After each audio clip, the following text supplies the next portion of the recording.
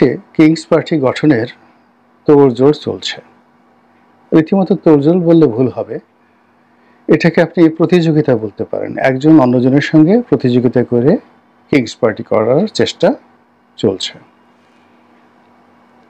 গত কয়েক মাসে, এটি কি 6 মাসে না 7 মাসে না 8 মাসে এটি বলতে পারবো না, একটা পত্রিকায় দেখলাম যে প্রতিদিন গড়ে 2টো করে নতুন নতুন রাজনৈতিক দল আবির্ভূত হচ্ছে। আমাদের দেশে ক্ষমতার প্রতি মোহ এবং পরিশ্রম না করে আলস্যে দিন কাটানোর যে প্রবৃত্তি, এটি বাঙালির মধ্যে প্রবল। দ্বিতীয়ত, যদি আপনি কাউকে কোনো স্বার্থ দেন আর সেই মানুষটিকে আপনি যদি অপমান করতে থাকেন, সে লজ্জা পাবে না। এমনকি তার সঙ্গে যদি পশুর চাইতেও নিকৃষ্ট ব্যবহার করে তাকে কোনো পদ দেন, পদবি দেন, অর্থ দেন, ঘুষ দুর্নীতি করার সুযোগ দেন, তাহলে অনায়াসে আমাদের দেশের যত লোক মেনে নেয়, পৃথিবীর সভ্য দেশগুলোতে এটা হয় না। ওদের একটা সাকসিয়ত থাকে, সভ্য দেশের একটা সাকসিয়ত থাকে, একটা উদ্দেশ্য থাকে, সাবজেক্ট থাকে, একটা লক্ষ্যবস্তু থাকে, একটা গোল থাকে। দেশের প্রতি, গোত্রের প্রতি, নিজের শরীর, পিতামাতা, আত্মীয় স্বজনের প্রতি তাদের একটা দায়িত্ব এবং কর্তব্য থাকে। ফলে দেখুন, সেই প্রাচীন জামানাতে যখন হেরোডোটাস হলেন, তখনই পিথাগোরাস সেখানে জন্ম নিলেন। যখন পিথাগোরাস হলেন, সেখানে সোলন হলো, সেখানে সক্রেটিস হলো, অ্যারিস্টটল হলো, প্লেটো হলো, ওখানে আলেকজান্ডার হলেন। তারপর বাড়তে বাড়তে সেটা পুরো গ্রিসে ছড়িয়ে পড়লো, গ্রিস থেকে সেটা ইটালিতে চলে আসলো, রোমে। এবং ইটালির যে রোম, এটা প্রতিদ্বন্দ্বী হিসেবে ভূমধ্য সাগরের অপর প্রান্তে আবার তৈরি হলো কার্থেজ। সেই কার্থেজে তৈরি হলো হানিবল, তৈরি হলো হামিলকার বার্কার মতো বিশ্ব কাঁপানো মহাবীর। কার্থেজ মানে আজকের যে তিউনিসিয়া, সেখান থেকে আপনি এগুলে আপনি দেখবেন মরক্কো আছে। এখানে তৈরি হলো উমর ইবনে হাফসুন। এবং তিউনিসিয়াতেই পৃথিবীর প্রথম বিশ্ববিদ্যালয়, অক্সফোর্ড কেমব্রিজ নয়, তিউনিসিয়াতেই পৃথিবীর প্রথম বিশ্ববিদ্যালয় তৈরি হয়েছে। মানে মরক্কোতে মার্কাস বিশ্ববিদ্যালয়। তারপর চলে যান মিশরে, সেখানে কত বড় বড় মানুষের জন্ম হলো। ফেরাউন জামানাতে অন্তত 20 থেকে 30 জন বিখ্যাত ফেরাউন প্রাচীন জমানাতে, যাদের জ্ঞান গুণ সবকিছু মহাকালের, মানে আজকের জমানাতে সবচেয়ে শ্রেষ্ঠতম মানুষটির চাইতেও তারা ওই জমানাতে স্মার্ট ছিলেন, জনকল্যাণকর ছিল তাদের কর্মপরিধি, এবং তারা রাষ্ট্রে যে সুশাসন প্রতিষ্ঠা করেছিলেন অকল্পনীয়। মিশর থেকে চলে আসেন ব্যাবিলনে, ওখানে একই অবস্থা। নেবুকাদনেজার থেকে শুরু করে আরো অনেক বড় বড় মহামানব সেখানে তৈরি হয়েছেন। একটু পার হয়ে চলে যান পারস্যে, সেখানে দারায়ুস, জাকশেস, সাইরাস, নশেরোয়া, আরো কত বড় বড় দুনিয়া কাঁপানো মহামানব। পাড়ি দিয়ে এবার চলে আসেন ফ্রান্সে, জার্মানিতে, এরপরে ইংল্যান্ডে। সব জায়গাতে আপনি শত শত বিশ্ব মানব পাবেন, সব যুগে। তো এই যে এদের যে একটা জাতিসত্তা, এরিয়ান জাতিসত্তা, আর্য সভ্যতা, মানব সভ্যতা, বিশ্ব সভ্যতা, এদের বডি, শরীর, মন, মানসিকতা এমনভাবে গড়ে উঠেছে, তারা লোভ দ্বারা লালিত হয়। তারপরে আমাদের জীবনে যে সকল মন্দ জিনিসগুলো রয়েছে সবই তাদের রয়েছে, কিন্তু একটা নির্দিষ্ট জায়গাতে এসে যখন তাদের পিতৃ পরিচয়ের প্রসঙ্গ আসে, বংশের বিষয় আসে, দেশের বা দেশপ্রেমের বিষয় আসে, অমনি তারা মানুষ হয়ে যায়। আর আমরা যখনই ব্যক্তিগত স্বার্থের জায়গা আসে, এবং ন্যূনতম কেউ একটু বিকাশে আপনাকে যদি বলে যে ভাই আপনার বিকাশ নম্বরটা একটু দিন, 1000 খানিক টাকা পাঠাবো, বিনিময়ে আমার জন্য একটু ঘেউ ঘেউ করতে হবে। তো এটা শুনে আমাদের দেশের অনেক মানুষ, আরে কি বলেন আপনি, ঘেউ ঘেউ, আপনি আরো 500 টাকা পাঠান, দরকার হলে আরো বেশি করব। ঘেউ ঘেউ মানে কি? ঘেউ ঘেউ করা প্রাণী যে সমস্ত জিনিস করে সেগুলো আমি করতে পারবো। এরকম সমাজে গাল ফাটানো লোক আমাদের এখানে অভাব নেই। ফলে আমাদেরকে নিয়ে ইতিহাসে সবসময় খেলাধুলা হয়েছে, প্রচণ্ড খেলাধুলা হয়েছে। সভ্য জাতিরা খেলেছে, অসভ্য জাতিরা খেলেছে, আক্রমণকারীরা খেলেছে, দিল্লি খেলেছে, রাওয়ালপিন্ডি খেলেছে, লন্ডন খেলেছে, পর্তুগিজরা খেলেছে, কে না খেলেছে। আর এখন আমাদের সমাজে যারা চালাক চতুশ্রেণী, তারা তুলনামূলকভাবে বোকাদেরকে নিয়ে খেলছে। এবং তারই ধারাবাহিকতায় এখন এই সময়টাতে রাষ্ট্র ক্ষমতাতে যারা এসেছেন, তারা আমাদের এই সময়ের সবচেয়ে বুদ্ধিমান মানুষ, সবচেয়ে কৌশলী মানুষ, সফল এবং প্রচলিত শিক্ষা এবং দীক্ষায় তারা অনন্য। তো কাজেই অতীতে বিভিন্ন সময় চরিত্রহীন, টাউট, বাটপার লোকজন যখন রাষ্ট্র ক্ষমতায় এসেছে, তারা তাদের এই পা চাটার জন্যে, কদম মুবারক লেহনের জন্যে, তাদের জুতো যাতে কেউ মাথায় করে ঘুরে, এজন্য তাবেদার শ্রেণী, চাটুকার শ্রেণী দলের ভিতরে, দেশের মধ্যে, গোত্রের মধ্যে, পরিবারের মধ্যে তৈরি করার পাশাপাশি একই সঙ্গে রাজনীতির অভিলাষ পূরণে গৃহপালিত বিরোধী দল, কিংস পার্টি, এসব চলে আসছে এবং করে আসছে। অতীতে যারা একটু লোভী ছিলেন, স্বার্থপর ছিলেন, এখনকার জামানাতে যারা লোকজন রয়েছেন রাষ্ট্র ক্ষমতায়, তাদের সে অবশ্যই তারা অনেকেই অযোগ্য ছিলেন, অন্তত শিক্ষা দীক্ষার দিক থেকে, বিশ্ব মানচিত্রে তাদের পরিচিতির দিক থেকে। এবং তারা যখন ক্ষমতায় এসেছিল তখন তাদের সম্পর্কে আমরা এত কিছু জানতাম না। যেমন ধরুন জনাব আসিফ নজরুল বা রেজওয়ানা, ওনারা ক্ষমতা আসার আগে তাদেরকে নিয়ে আমরা যত মানুষ আবেগতাড়িত ছিলাম, তাদেরকে চিনতাম, তার 100 ভাগের 1 ভাগ লোকও ক্ষমতা গ্রহণের আগে জনাব হুসাইন মোহাম্মদ এরশাদ সাহেবকে চিনতেন না। কিংবা ডক্টর মোহাম্মদ ইউনূস সাহেবকে এখন সারা দুনিয়ার মানুষ যেভাবে চিনেন। কিন্তু শহীদ প্রেসিডেন্ট জিয়াউর রহমান যখন ক্ষমতায় এলেন, তখন তাকে যত মানুষ দেশের ভিতরে চিনতেন বা তিনি ক্ষমতা গ্রহণ করার আগে যত মানুষ চিনতেন, তার চাইতে হাজার হাজার গুণ বেশি মানুষ ডক্টর মোহাম্মদ ইউনূসকে চেনেন।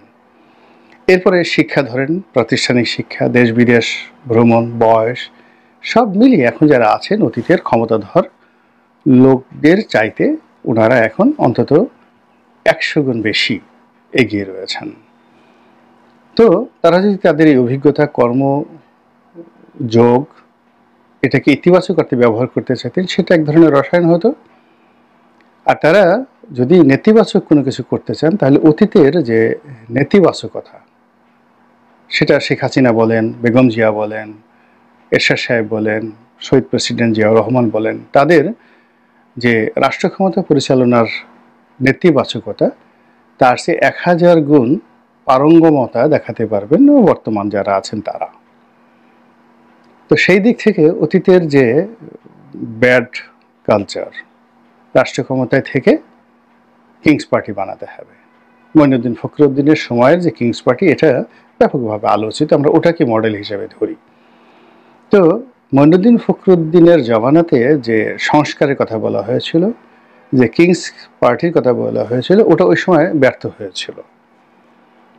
বাংলাদেশের শুধু নয়, সারা দুনিয়ার একটা নর্মাল নিয়ম হলো যে এই পৃথিবীর কোনো কিছু হারিয়ে যায় না। আমরা যে কথাগুলো বলি, এগুলো বায়ুমণ্ডলের একটা নির্দিষ্ট জায়গাতে রেকর্ডেড হতে থাকে।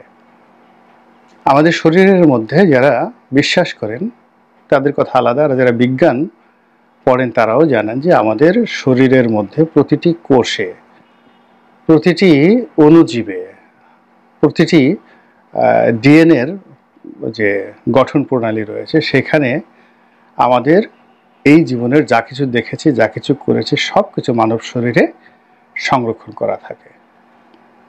এবং আমাদের যত শব্দমালা যেটা আকাশে থাকে, তার সঙ্গে সঙ্গে আমাদের শরীরের মধ্যেও একটি বিশেষ যন্ত্র রয়েছে গলার নিকট।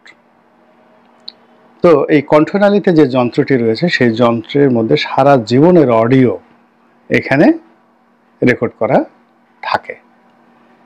ফলে ভালো কাজগুলো যেভাবে পৃথিবী থেকে হারিয়ে যায় না, মন্দ কাজগুলো হারায় না। কোন আমলে, কত হাজার বছর আগে মহাভারত রচিত হয়েছে, আমরা ভুলিনি। কিংবা যখন আরবের লোকজন লিখতে পারতো না, আরবি ভাষাটা এখন যে অক্ষর জ্ঞান রয়েছে তার 1/4 অর্থাৎ 25% অক্ষর তখন ছিল। তখন ইমরুল কায়েস যে কবিতা তিনি লিখেছেন, বলেছেন, সেটা এখনো আধুনিক দুনিয়াতে শ্রেষ্ঠতর কবিতা রূপে লিখিত আছে। এইভাবে ভালো কাজ হারায় না। আবার একই সময়টা ইমরুল কায়েসের জমানাতে যে আয়ামে জাহিলিয়াত ছিল, সে আয়ামে জাহিলিয়াত সারা দুনিয়াতে বিভিন্ন নামে বিভিন্নভাবে ছিল, বাংলাদেশেও ছিল, মাতসার নয়, সেটাও হারায়নি। এবং সেই আয়ামে জাহিলিয়াত এখন এই 2025 সনে বাংলাদেশে এসে মব সন্ত্রাসের মাধ্যমে কিভাবে যাকে বলা হয় নৃশংস এবং নির্মম হয়ে পড়েছে আমরা দেখতে পাচ্ছি। তো কাজেই মন্দ কাজ হারায় না। 1/11-এর সময় যে মন্দ কাজগুলো, যে ব্যর্থতাগুলো, সেগুলো মিশে যায়নি, হারিয়ে যায়নি। ফলে ওই কাজগুলি আবার নতুন করে দেখা দিয়েছে। এবং এই কারণে কি হচ্ছে, এই সংস্কার নিয়ে এখন এই বর্তমান জামানাতে যে সংস্কার, এটি নিয়ে তুমুল আলোচনা হচ্ছে, সমালোচনা হচ্ছে, ঘৃণা হচ্ছে, নেতিবাচক কথাবার্তা হচ্ছে। এবং একই সঙ্গে ওই সময়টাতে যে কিংস পার্টিগুলো হয়েছিল, সেই কিংস পার্টির আদলে এখন যে কিংস পার্টিগুলো হচ্ছে, এদের সঙ্গে সরকারের সম্পর্ক থাকুক বা না থাকুক, এদের সবাইকে সন্দেহের চোখে দেখা হচ্ছে। এবং যারা এই কিংস পার্টির সাথে সম্পৃক্ত, হাতেগোনা 2-1 ছাড়া বেশিরভাগ মানুষদের অতীত কর্মকাণ্ড ভালো নয়। তারা লোভের দ্বারা, লালসার দ্বারা, ক্রোধের দ্বারা, কামের দ্বারা এতটা প্রভাবিত হয়েছেন যে তাদের সেই লোভের কামনা, বাসনা, জিঘাংসা, প্রতিহিংসা, এগুলো দ্বারা নিজেরা শেষ হয়েছেন, তাদের দল, পরিবার, সমাজ সংসারকে শেষ করেছেন। এবং সেই লোকগুলো আবার এখন এখানে জড়ো হয়েছেন। এবং এখানে বেশ কয়েকটি গ্রুপ, একেবারে 16 বছর থেকে 24 বছর এরকম অনেকগুলো গ্রুপ তারা দাঁড়িয়ে গেছে। আবার তার সঙ্গে সঙ্গে 24 বছর থেকে শুরু করে একেবারে 90 বছর পর্যন্ত বয়স, এইরকম মানুষ যার এক পা কবরে এক পা বাইরে, সকল রোগ বালাইতে পরিপূর্ণ এমন লোকও রাস্তায় নেমে গেছে যে এখন তাদের রাজনীতির সোনার হরিণ বা মৃগনাভি, সুগন্ধি দরকার, কস্তুরী দরকার, পোলাও দরকার, কোরমা দরকার। এবং এজন্য লজ্জা, শরম সব কিছু ত্যাগ করে তারা এখন যেভাবে কিংস পার্টির ব্যানারে আবির্ভূত হচ্ছেন, এর মধ্যে সাবেক সেনা কর্মকর্তারা আছেন, সিভিল সার্ভিসের লোক আছেন, রাজনীতিবিদরা আছেন, নায়ক আছেন, নায়িকা আছেন, গায়ক আছেন, গায়িকা আছেন, রাস্তার টোকাইও আছেন, পাগলও আছেন, যারা মোটামুটি মানে এমন পাগল, কাপড় চোপড় ত্যাগ করার আগে একটা মানুষের যে স্টেজ থাকে, অর্ধোন্মাদ, এরকম প্রকৃতির লোকও এই সময়টিতে মন্ত্রী এবং এমপি হওয়ার স্বপ্নে বিভোর হয়ে কিংস পার্টি গঠন করে যে যারা করেছে তাদের সঙ্গে যুক্ত হয়ে পড়েছেন। আবার অনেকে নতুন কিংস পার্টি করার জন্য চেষ্টা এবং তদবির চালিয়ে যাচ্ছেন। ফলে সারা বাংলাদেশে রাজনীতির নামে একটা রীতিমতো সার্কাস তৈরি হয়েছে। এটা যেন তেন সার্কাস নয়। কিছু সার্কাস দেখলে আমরা আনন্দ উদ্বেলিত হই, কিছু সার্কাস দেখলে আমরা খুব আশ্চর্য হয়ে যাই যে এটা কি করে সম্ভব। কিছু সার্কাস দেখলে আমরা গড়াগড়ি খাই। আপনারা যারা সার্কাস দেখেছেন, অনেক লোক হাতির মুখের ভিতরে ঢুকে যায়, অনেক লোক হাত ঢুকিয়ে ফেলে বাঘের মুখের মধ্যে, অনেকে একটা রশির উপরে সাইকেল চালায়, তারপর আরও অনেক কিছু। এগুলো দেখে আমরা খুব আশ্চর্য হয়ে যাই, কসরত। আবার সার্কাসে বিভিন্ন বামুন থাকে, বেটে মানুষ থাকে, তারা বিভিন্ন ব্যঙ্গ কৌতুক করে, ক্রিয়া কৌতুক করে, লাফ দেয়, তারপরে শেষে নানা রকম অশ্লীলতা করে। সার্কাসের মেয়েদের সঙ্গে ছেলেদের সঙ্গে বিভিন্ন রকম শব্দ অঙ্গভঙ্গি আমাদেরকে ভীষণ রকম আনন্দ দেয়। এবং ওখানে বাঘ, সিংহ, এই সকল যে প্রাণী, এগুলো সবাই বিড়াল ঠিক নয়, খরগোশের চেয়ে দুর্বল প্রাণীরূপে আচরণ করে, এরকম বিষয় সার্কাস। কিন্তু এই সার্কাসের মধ্যে যে দৃশ্যগুলো দেখি আমরা রোমাঞ্চিত হই, ভয় পাই, তারপর আনন্দ লাভ করি। কিন্তু এই যে রাজনীতির অঙ্গনে যে সার্কাস চলছে, এতে আমাদের বিনোদন হচ্ছে না, আমাদের রাগও হচ্ছে না, আমাদের মনে হচ্ছে না যে এদেরকে ধরে গালের উপর দুই গালে দুটো চড় বসিয়ে দেয়, এরকম আমাদের মনে হচ্ছে না। কিন্তু এদের কর্মকাণ্ড দেখে না আমাদের ঘৃণা এসে যাচ্ছে। এর কারণ হলো এদের আকৃতি তো মানুষের মতো। এদের লক্ষ্য এবং উদ্দেশ্য, তারা যে কথাগুলো বলছে, এরা তো নেপোলিয়ন বোনাপার্টের মতো কথা বলছে, জুলিয়াস সিজারের মতো কথা বলছে, আকবরের মতো কথা বলছে। এই দেশে নাকি তারা যদি প্রতিষ্ঠিত, তাদের খোলাফায়ে রাশিদিনের সময়তে যে ধরনের আইন শৃঙ্খলা ছিল, তার রাষ্ট্র ক্ষমতায় গেলে ওই ধরনের একটা অবস্থা তৈরি হবে।